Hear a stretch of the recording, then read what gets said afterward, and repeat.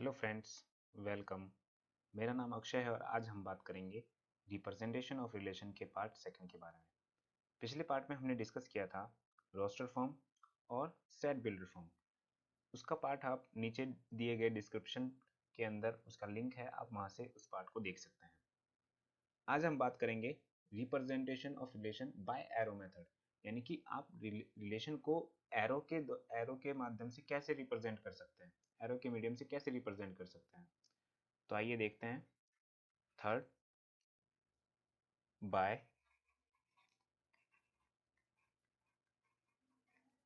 Arrow diagram.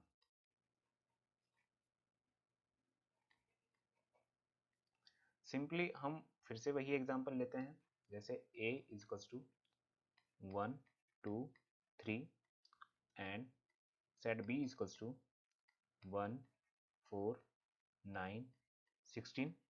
ये लिया था।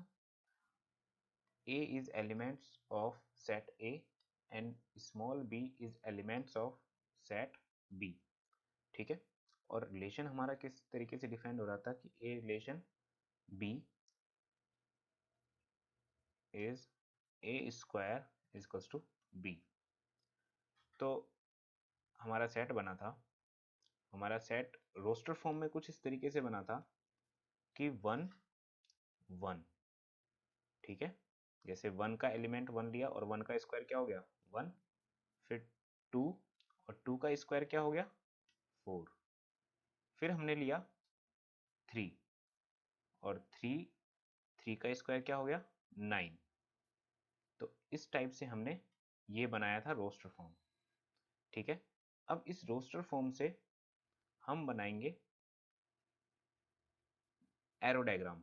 अब एरो डायग्राम देखते हैं कैसे बनता है।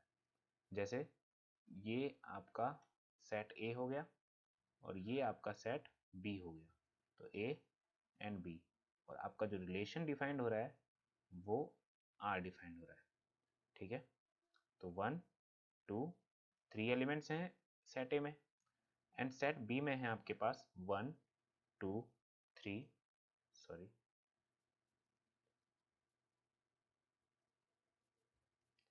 1 4 9 एंड 16। तो 1 का रिलेशन किसके साथ है 1 के साथ। देखिए यहाँ पे 1 1, यहाँ पे 2 का 4 के साथ, 2 का ले लिया 4 के साथ, 3 का ले लिया 9 के साथ। तो रिलेशन का ये रिप्रेजेंटेशन क्या कहलाता है बाय एरो डायग्राम। तो इससे आप क्या समझते हैं कि रिलेशन को हम एरो के मीडियम से कैसे डिफाइन कर सकते हैं। तो हमने यहाँ पे सिंपली ए को बी से डिफाइन करवाया है। अब हम देखते हैं नेक्स्ट और लास्ट, बाय लैटिस।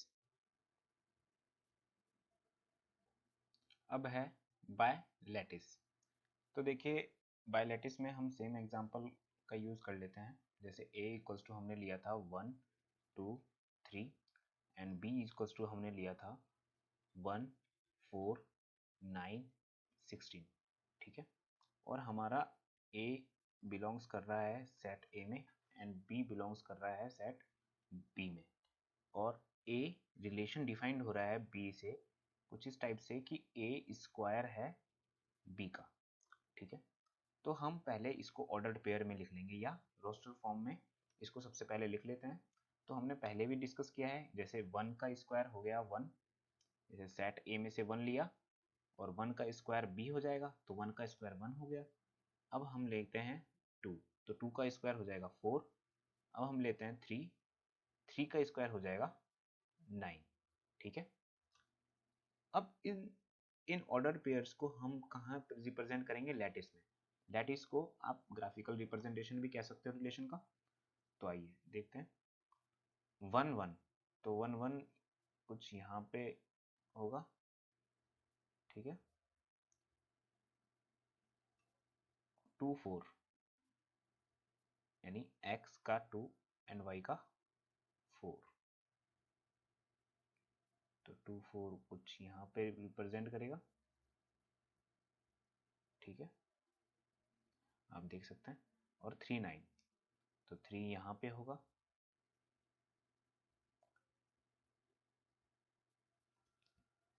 और 3 का हो जाएगा, एंड हो गया 3 और ये 9।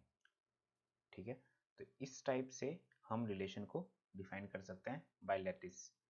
ठीक है, तो आशा करता हूँ आपको रिलेशन की रिप्रेजेंट करने के मेथड्स के बारे में पता चला होगा। अगर आपको ये वीडियो पसंद आया तो आप please like, share and subscribe ज़रूर कीजिएगा। Thank you very much.